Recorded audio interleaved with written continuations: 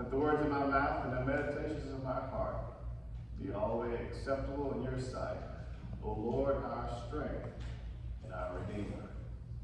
Please be seated.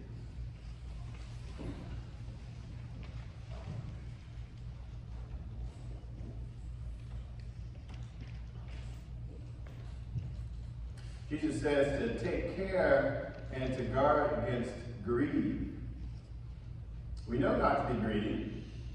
However, in the movie Wall Street, one of the famous lines is, "Greed is good." So you know what, that would be a different type of movie. I think that movie came out in '87, but it was about investments in Wall Street bankers. So I want to tell you a couple stories that I want to get into the gospel reading in Luke for today, where Jesus tells the parable of the rich fool. I remember in college, I was about to graduate, and so you had to go to the career center. And the career counselor told me as I was leaving, he asked me what I wanted to do after I graduated. And I told him, and he said, "Well, if you ever want to make a lot of money, let me know." Take care and guard against greed. I did take the bait, but it was very tempting. I don't know what he was talking about. But then I found out later that the school had a strong connection with some of the investment banks in New York. In fact, the CEO of Goldman Sachs is still the CEO there, and he was a graduate of my school. So perhaps they were, after seeing my name, they made a connection with Goldman Sachs. Who knows? But I knew that investments were important. If your parents are like mine, they might tell you that if you have some extra money, invest it. I remember going, and I knew that cars were not a good investment because they depreciate. You hear that a lot. Well, at least I did. And every time I got in the car with my dad, he'd tell me a story about his uncle, Uncle Pete. Now, Uncle Pete, he said, wasn't really his uncle because his dad was an only child. But he'd tell me the story about Uncle Pete, and Uncle Pete would tell him, go into business where you own something, have something of your own. Pete, you need to go into business. My dad, well, also his name was Pete.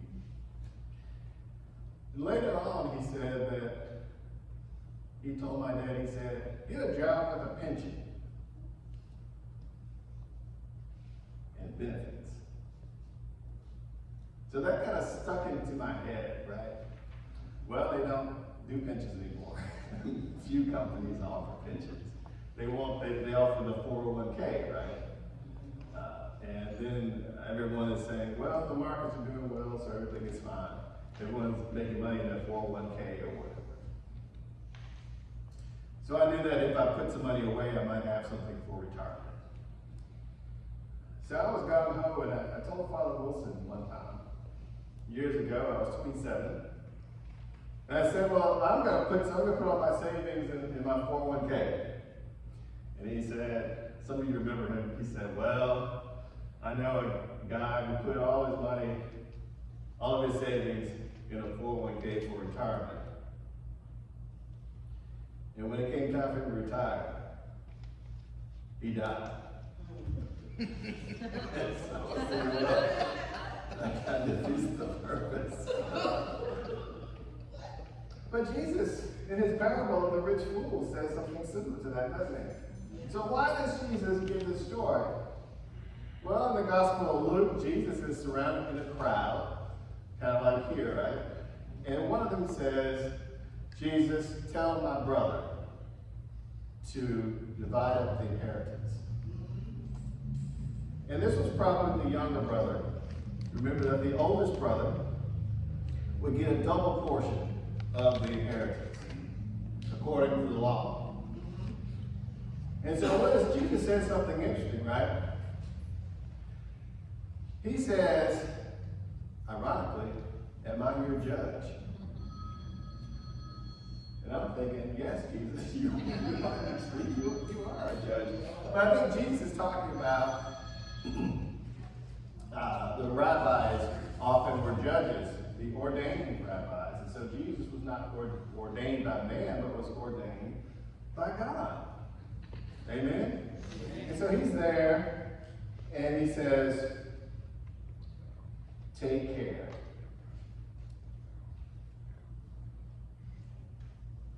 Avoid greed. Don't be greedy, basically. And what he's saying to the younger brother is about, many say it's about covetousness. Don't covet what your brother has, right? And then he begins to tell the story of the rich fool. And the rich fool was a rich man who had a lot of possessions, and he had a lot of possessions that he stored up. And then it came time for him to basically retire. And so he had all these things, and he said, well, now I can finally relax. Like, you know how the story goes, eat, drink, and be merry. And of course, as the story goes, God tells him, well, on this night, you'll die, basically. So again, you have a story of someone who is focusing not on God, but on possessions. So the moral of the story is to be rich towards God rather than rich in possessions. Take care. Guard against greed. Greed is not good. So in this story, it's an age-old story. And we're often taught sometimes that money is the root of evil.